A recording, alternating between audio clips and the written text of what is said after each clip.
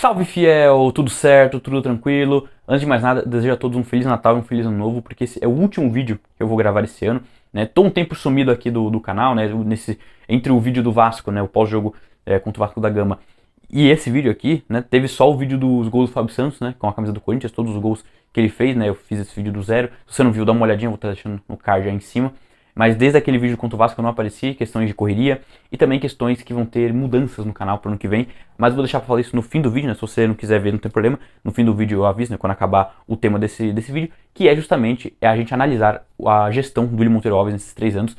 Eu sei que esse último ano foi um ano terrível, ruim, péssimo em termos da gestão dele, mas quero também analisar os outros dois, né? Pra gente fazer um balanço geral, porque realmente a última impressão é que fica, vai ficar uma impressão ruim, mas pra gente ser justo, vamos analisar os outros 2 anos, fazer uma avaliação geral de como foi, né, onde ele acertou, onde ele errou, né, porque assim, teve coisas boas, né, não dá pra gente falar que não teve coisas boas, mas como eu disse, né, a impressão final, né, foi muito ruim, especialmente pela tensão que passamos até o fim. Mas vamos lá, sem mais delongas, vamos ao que interessa, analisar a gestão do Duílio Monteiro Alves. Começando por 2021, obviamente seu primeiro ano, o Duílio pra mim ele começou um trabalho muito bom, né, quando ele foi eleito, eu tive uma desconfiança, porque aquela história já estava um pouco forte, de, pô, renovação de transparência de novo, tal. O André já tinha feito um mandato ruim, né? O segundo mandato dele foi bem ruim. Então a gente ficava naquela desconfiança. O Duílio, por outro lado, ele começou muito bem. Pelo menos, quando ele começou, gostei das atitudes dele. Ele trouxe a KPMG, trouxe a Falcone, duas empresas respeitadíssimas no mercado, né? Da questão de organizar as finanças do Corinthians. Então eu já falei, pô, tá indo bem. Trouxe duas empresas boas, né? Dois caras com currículo para cuidar dessa parte. Então eu gostei, a partir daquele momento, eu comecei a ter uma certa confiança de que eu poderia dar bom. Então eu falei, pô, acho que não vai ser tão ruim quanto eu imaginei. Então ali já deu um cartão de visita, ó, não vai ser uma bagunça, né? Vou arrumar a casa,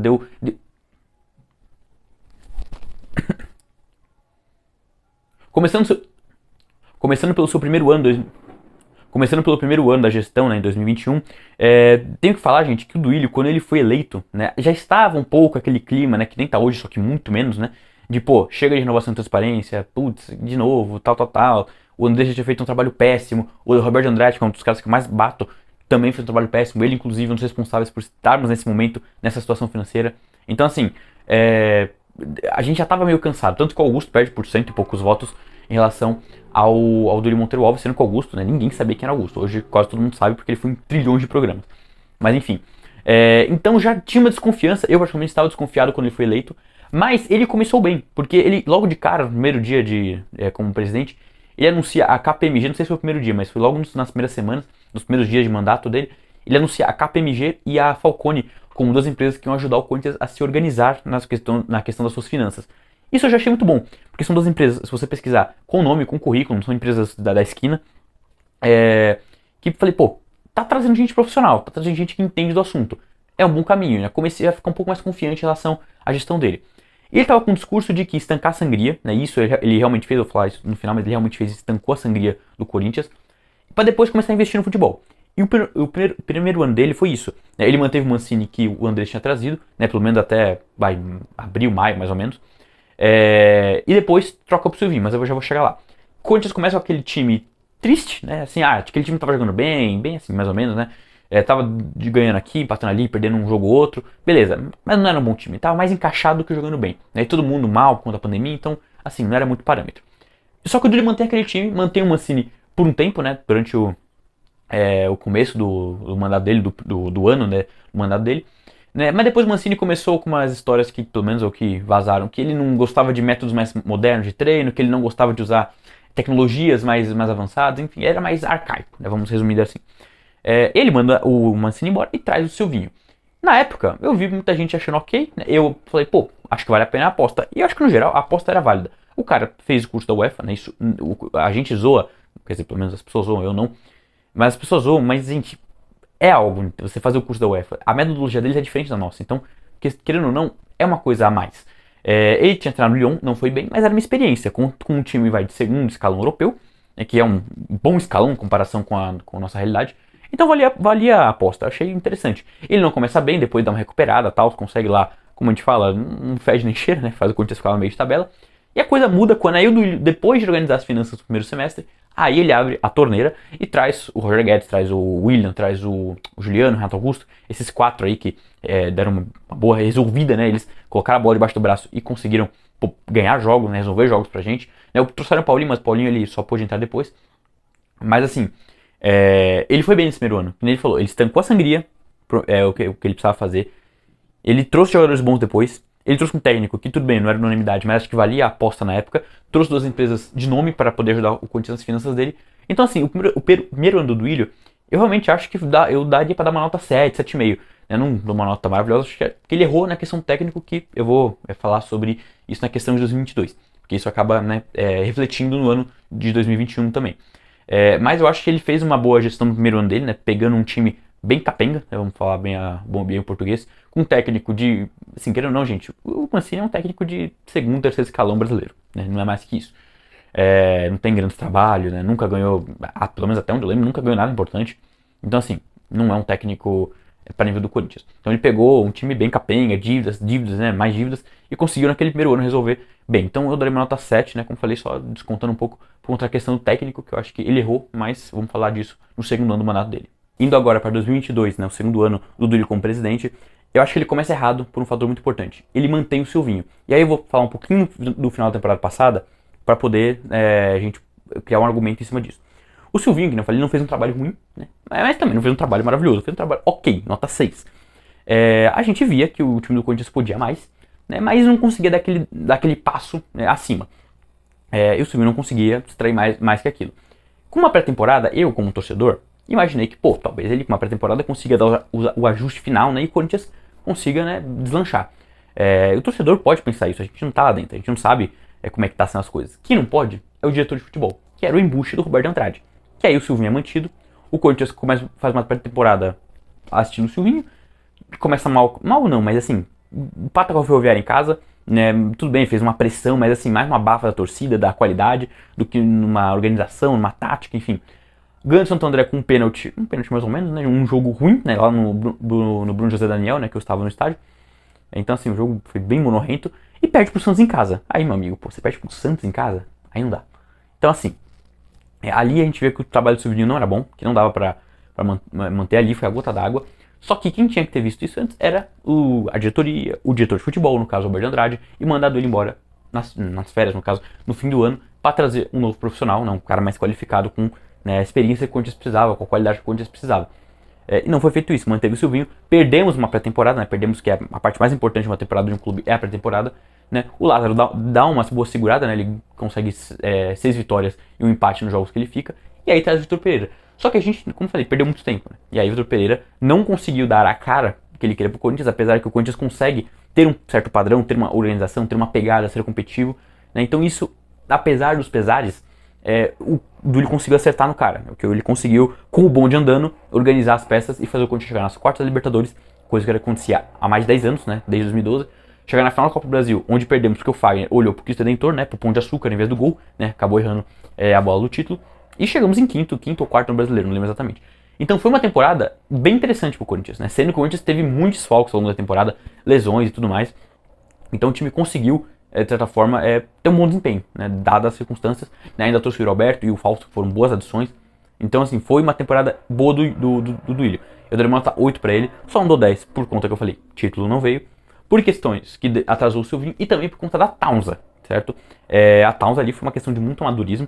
Né? Lógico, o Duílio já acionou as questões jurídicas, diz ele, né, pelo menos, mas a gente não sabe em que pé tá isso. Isso é outra coisa que eu, no final do vídeo, vou fazer uma análise mais geral, mas assim, eu queria saber como é que tá isso. Né? Foi burrice, assim, não tem como um time como o Corinthians tomar um golpe da Taunza, né? Tudo bem que, como eu falei, vamos cobrar nossos direitos e tudo mais, acho que isso vai ser resolvido, mas aquela dor de cabeça e tudo mais que não precisava se tivesse tido uma pesquisa melhor. Mais uma vez, questão de amadorismo. Então, dou uma nota 8 por conta da montagem do elenco, de trazer o treinador certo, mesmo que com certo atraso, né, do desempenho. Mas assim, por questão de planejamento do Silvinho e da Taunza, e por não ter ganhado o título, não dá pra dar 10, né? Mas o ano de 2022 eu acho que foi um ano interessante, que dava uma boa perspectiva pro ano seguinte. Mas aí o bonde desandou. Bom, agora falando desse ano que a gente não quer nem lembrar, né, mas faz parte da análise, 2023. 2023, na real, ele começa antes de 2023, ele começa em novembro de 2022. Quando acaba o Campeonato Brasileiro, e o Vitor Pereira dá aquele olé na gente, né? Que, assim, pegou muita gente de surpresa, né? Inclusive o próprio Duílio. A gente ficou sem técnico. E o Corinthians foi atrás de um, atrás de outro, e depois anunciou o Fernando Lázaro. Vamos lá, eu na época até falei para uns amigos meus, falei, bom, pode ser uma boa. O Scaloni, que foi campeão do mundo com a seleção argentina, tem mais ou menos a idade do Fernando. E, assim, ele não tinha trabalho em quase lugar nenhum. Ele foi só auxiliar, se eu não me engano. Ele nunca dirigiu time profissional. Então, assim, mesmo se fosse o Lázaro, eu falei, bom, pode dar certo. Será? O Lázaro é um cara estudioso, todo mundo fala muito bem dele, um cara que pô, se dedica bastante, tem uma boa relação com o elenco, que muita gente fala que essa coisa de, o clima, não sei o que, muita gente zoava, inclusive um influenciador corintiano falava muito disso. Gente, o clima de vestiário tem que ser bom. Eu já vi times com climas ruins serem campeões, mas eu nunca vi times com climas ruins irem longe. Isso não vai. Porque é importante em qualquer lugar você ter um clima bom no seu ambiente de trabalho. Não dá. O Vitor Pereira, como eu falei, ele tinha esse defeito dele. Ele tinha essa questão de ser um cara ríspido, um cara difícil de lidar, os jogadores pelo menos, né? E assim, o Roger Guedes disse que sairia, né? Pelo menos é o que circulava se ele ficasse. Então assim, a gente tem também que pensar nessa parte de, pô, ter um cara que nem o Dorival. O Dorival é um cara bom técnico, mas também sabe manter um clima da hora. Não podemos menosprezar o clima, tratar ele como piada, né? Mas claro que o Lázaro, não é porque o clima era bom que era ruim, porque o Lázaro não estava pronto. O Lázaro depois, eu achei que ele podia dar certo, por conta do que eu falei, mas ele realmente não estava pronto. Não por ser incapaz, mas porque é questão de processo. Ele não tinha a experiência, o lastro para lidar com o Corinthians. Eu acho que ele até fez coisas interessantes, né? Não vou falar que não fez nada de bom. O posicionamento do Renato, do Juliano, né? Como um segundo volante, acho que foi muito bom. O Watson mais centralizado rendeu muito. Então assim, ele fez coisas interessantes, né? O Roger Guedes com mais liberdade de flutuar, então ele até fez coisas interessantes. O problema é que quando precisou de como que a gente fala, de um a mais, de uma ideia a mais, né? Algo pra mudar, né? Porque os adversários começaram a entender como a gente jogava e começou a ficar fácil marcar, ele não conseguiu. Aí falta a experiência dele. Então assim, ali em novembro, quando foi anunciado o Lázaro, já errou. Ali que errou. Não é culpa do Lázaro, tá? Eu acho que o Lázaro vai ser um bom treinador. Ali é culpa da diretoria, que foi talvez no mais fácil, né? Segundo o Duílio naquele bate-papo, né? Não lembro como é que eles chamaram, aquele debate que ele fez um pouco antes das eleições para tentar virar o jogo. Ele fala que foi por questão que viu o Lázaro um bom profissional, o cara que conhece tudo mais, ok. Mas é que tá, vamos acreditar nessa versão do Duílio, que ele acreditava que o Lázaro era um bom profissional. Como vocês não viram que não ia dar certo? Tipo assim, é aquilo que eu falo, falta uma cabeça pensante no departamento do Corinthians. Tô falando falta de faltar, né? Não sei qual vai ser agora. Você acha que o Alberto Andrade é o cara que ia pensar isso? Não ia.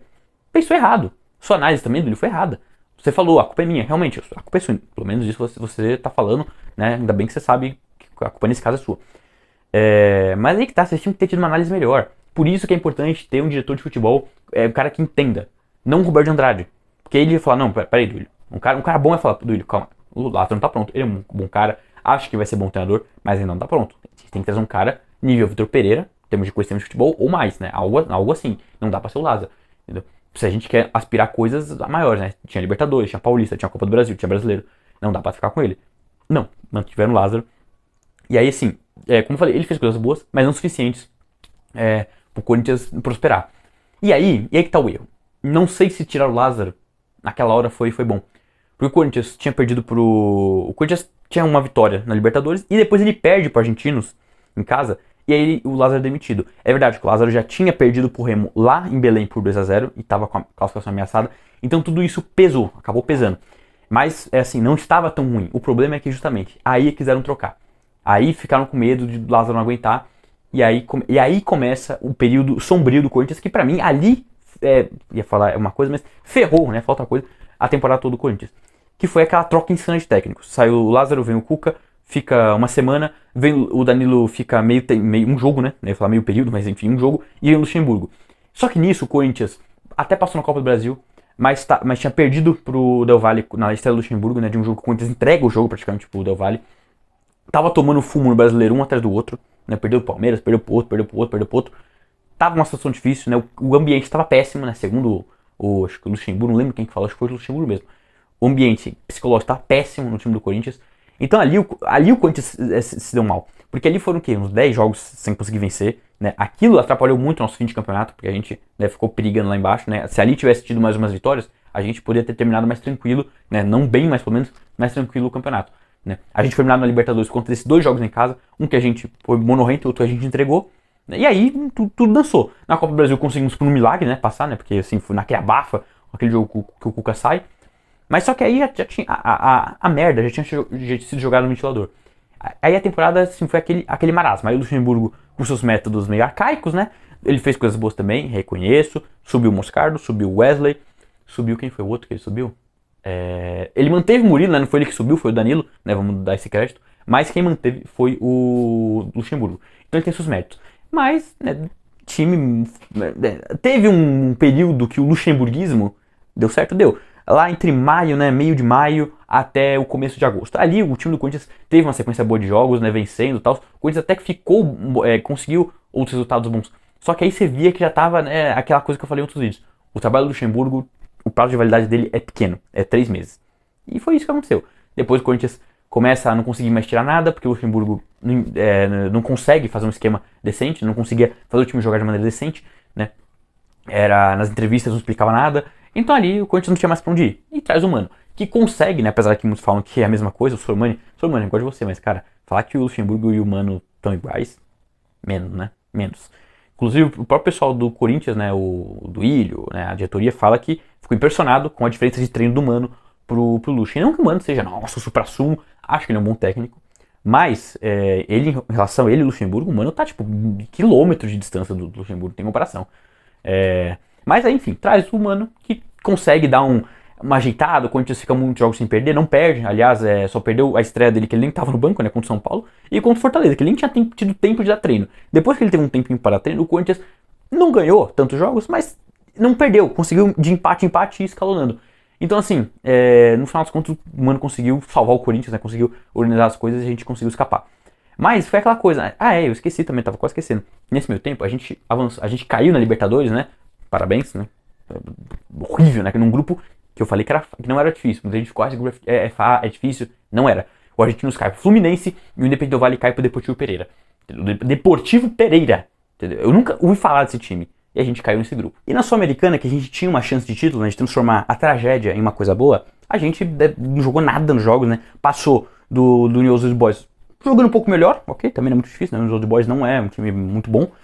Aí pega os Estudiantes, que a gente joga até que bem o primeiro jogo, né? Merecemos ganhar. Mas o segundo jogo é uma vergonha. A gente foi goleado moralmente, né? Não fomos porque São Jorge nos salvou. E aí, contra o Fortaleza, aí não teve jeito. Aí, uma hora, né, a água mole pedra dura, né? Já sabe, né? E aí, o mau futebol foi vencido pelo bom futebol do Fortaleza. Muito por culpa do Luxemburgo também, né, e suas teimosias naquela altura do campeonato. Já não estava mais dando, né? Inclusive o clima com os jogadores também não era bom, né? Ao que relatam. Então, assim, eu falei, o Luxemburgo tinha prazo de validade. Mas aí veio o Mano Menezes e conseguiu ajeitar a casa. Muita gente fala que o Mano, nossa, não é melhor que o Luxemburgo. Pelo amor de Deus, né? O Mano é melhor que o Luxemburgo. Inclusive o próprio pessoal do Corinthians falou, nossa, os treinos do Mano são muito melhores, muito mais intensos que o do Luxemburgo. Não tem comparação, é só ver as entrevistas, ver as ideias, ver o... Enfim. E também não dá pra cobrar muito do Mano, gente. O Mano chegou pra tentar evitar que o prédio caísse. O prédio já tava destruído, já tava desabando. Ele chegou pra isso. Conseguiu. Muito também porque os adversários, nossos concorrentes a rebaixamento, eram piores, né? Mas ele conseguiu ali empatar vários jogos, né? Isso ajudou de pontinho em pontinho a subir, ganhou um jogo aqui outro ali, né? Não dava pra cobrar muito do Mano. Ele chegou pra tentar salvar um ano que já estava quase perdido, nem só não foi pior por conta que a gente não caiu, né? Ainda bem, porque senão aí, gente, era pra ser com certeza o pior ano da história do Corinthians. Gente, desculpa se vocês estão ouvindo barulho, mas tem um doido com a moto fazendo barulho, enfim. Só pra vocês, se tiverem ouvido esse barulho, é isso. Mas enfim, e também, gente, teve a questão da goleada contra o Bahia, que ali foi a goleada mais vergonhosa da história da Arena Corinthians. Porque teve aquele jogo contra o Flamengo que em 2020 foi 5x1, teve. Mas aquele time era pior, né? Se você for por lá, nome por nome, aquele elenco era pior. Tava sem torcida, isso pesa muito, enfim. Então tem essas circunstâncias. Mas ali, gente, o Bahia tava brigando pra não cair, entendeu? A arena lotada, os jogadores, nome por nome, eram melhores e vai toma 5. Assim, o ano foi pra esquecer, como eu falei, só não foi pior do que o ano do rebaixamento em 2007, né, e brigou ali com 2018. É que 2018 a gente ainda ganha o Paulista no começo do ano foi bom, Mas assim, o primeiro semestre foi bom, né? Mas assim, esse ano é pra esquecer. Fora questões de processo aqui, processo acolá, que apareceram, enfim. Né? Nem lembro aqui de cabeça quais, mas enfim, toda hora era notícia a respeito disso, de processo colando aqui, processo aparecendo lá, enfim. Várias questões envolvendo. Então, um ano que, assim, vou dar nota, uma nota 3, muito boa, assim, muito boa vontade minha, né? Por essa questão do Duílio, eu sei que foi questão eleitoral, gente, mas ainda assim, né, o Corinthians está envolvido, né? Eu preciso pensar na questão do Corinthians. Ele foi tentar resolver a questão da Caixa, né? A princípio está tudo ok, né? Estou me baseando nas informações. Foi resolver um patrocínio com o Nubank, né? Do Corinthians ter uma parceria com o Banco Digital, que renderia uma bolada, né? Segundo as informações que eu tenho, o Augusto vai ler, né? Vai conversar, manter, né, talvez a coisa ande. Então, aí a gente teria que dar o crédito pro Duílio. Então, vou dar uma nota 3, né? Que pode ser menos, caso nada disso exista, né? Enfim, então, fica uma nota ainda meio subjetiva, mas, né, a princípio, uma nota 3. Teve a questão que ele fechou um patrocínio com a Easy Seguros, né? Que teve essa polêmica com o Augusto e tal, que eles tinham combinado, né? Eu não vou incluir nisso porque é uma questão entre os dois, né? Mas, ok, trouxe um patrocínio legal, tudo mais. Então, enfim. Mas o ano em si, nota 3, não vai ser um patrocínio que eu falo, não, o ano tá bom. Foi um ano deplorável pro Corinthians, foi um ano triste e lamentável por tudo que aconteceu, o planejamento, enfim, trazer 3 jogadores, né, pra temporada inteira, sendo que era um ano para o Corinthians disputar mais, né, tinha 4 títulos para disputar. O elenco, o Vitor P já tinha alertado que o elenco não tinha como aguentar uma temporada toda em várias competições e não foi trazido gente, né, trouxeram o Romero no começo e mais 2 no meio, então assim, um planejamento muito péssimo, vulgo também do diretor Roberto Andrade, né, e do seu também, Duílio. Mas enfim, no geral nota 3 e eu vou falar agora, fazer um resumão de tudo. Então, Fiel, eu analiso a gestão do Duílio no geral como uma nota 7. Sim, nota 7, calma, vamos explicar. Vocês falam, pô, nota 7 e tudo mais. Como eu falei, ele fez 2 primeiros anos bons, 2 primeiros anos interessantes. Esse ano foi horrível, mas ele teve dois bons anos iniciais interessantes, que ele fez coisas boas. A questão das finanças, ele realmente, né, não abaixou tanto, né, quanto a gente... Vocês estão vendo, fui no folga, gente. Estou gravando esse vídeo, meia-noite do dia 24 e 25. Sim, estou gravando esse vídeo no Natal, na véspera pro Natal. Mas enfim, vamos lá. Ele realmente abaixou a dívida, não tanto quanto a gente achava, né? Porque muita gente falou, pô, abaixou 50 milhões, 60 milhões. Ok, mas ele realmente estancou a dívida do Corinthians. A dívida do Corinthians só crescia. Ele realmente parou a questão do crescimento, né, de crescer tanto, e deu uma baixada. Pequena, mas abaixou. Já é um começo. Isso eu tenho que reconhecer. Tem também a questão que ele foi renegociar a coisa da Caixa, não sei em que pé isso está, se vai ir pra frente, espero que esse acordo dê alguma coisa. Teve a questão do Nubank, que pode render uma boa grana no Corinthians, né, também espero que renda alguma coisa. Então assim, vou dar uma nota 7 pro Duílio, caso essas coisas não se confirmem, a questão da Caixa seja história para pescador, e aí do Nubank também não seja nada, apesar que muita gente noticiou isso, a nota cai pra 6. Entendeu? Porque realmente esse ano jogou muita coisa fora, né, que nem eu falei em outros vídeos, o Duílio colocou muita coisa a perder, mas não dá pra também tirar um pouco dos méritos de algumas coisas que ele fez. Pode ser que no futuro, né, a gente realmente olhe e fale, pô, apesar desse ano terrível que ele fez, ele deu o pontapé inicial pro Corinthians voltar a ter finanças mais saudáveis, né? Aí o Augusto mantendo a gestão coerente, outros mandatários que vierem, enfim. Mas a princípio a nota que eu dou pro Duílio é 7, né, no geral, no seu mandato. E também por uma questão muito importante, gente, que assim, talvez, não sei se quem vê os vídeos deve saber, mas enfim. Eu dava uma pegada mais leve com o Duílio em relação ao Andrés e o Roberto Andrade, porque ele é o último dessa sucessão de erros, né? Ele é o último, então assim, vamos colocar as coisas nos devidos lugares. Teve o Andrés primeiro, teve Mário Gobi, teve aí o Roberto Andrade, pra mim, ali foi a maior cagada de todas, ali começou tudo. Teve o Andrés que intensificou, né, com o segundo mandato dele, que ali foi horrível, e teve o Duílio, que fez coisas ruins, mas muito pouco perto desses caras, certo? E também tem uma questão que pra mim pesou muito, né, que por isso que é difícil eu falar, pegar pesado na mão com o Duílio, como eu pego o Roberto e com o Andrés. Porque em 2022, pra quem não sabe, o Corinthians quando foi jogar no Maracanã com o Flamengo, né, teve aquele acordo para ver a carga de ingresso, né, o valor, e o Flamengo não queria abrir mão de cobrar R$ 400 dos corintianos. O Duílio tentou, o Flamengo não quis abrir mão. O que o Duílio fez? Pegou o lucro, né, o valor que deu no setor visitante do Flamengo, né, que o Duílio colocou 400 para eles também, né, já que não ia abaixar lá, deixou 400, pegou o que deu de arrecadação só no setor visitante apenas, tá? E pagou o ingresso dos torcedores do Corinthians no Maracanã. Não tudo, né? O ingresso era 400, caiu para 90, 89, alguma coisa assim. Mas já é um baita desconto. Você pagar R$ 90 numa final de Copa do Brasil é muito barato. Então, assim, foi uma atitude para mim muito decente, porque o torcedor é o maior patrimônio de um clube, entendeu? E você tem que cuidar dele. E o Duílio, nessa atitude, ele foi bem pra caramba. Ali eu tirei muito meu chapéu pra ele. Por isso que eu pego mais leve com ele, porque isso pra mim pesa muito, entendeu? Como falei, não que eu tenha passado pano, né? Mas acho que a forma de eu falar, às vezes, eu pego um pouco leve por conta dessas duas questões. Especialmente, como eu disse, a questão da torcida, que pra mim é muito importante, né? Também teve a questão de Goiás, né? Que ele falou que o Corinthians não ia jogar lá em Goiás se o Ministério Público não liberasse, né? Depois o Corinthians for jogar lá com torcida, visitante no caso. Então, assim, isso pra mim pesa muito, né? Defender o torcedor, pra mim, é primordial. É a coisa mais importante que a gente tem que fazer, é defender seu torcedor. E nisso o Duílio até fez.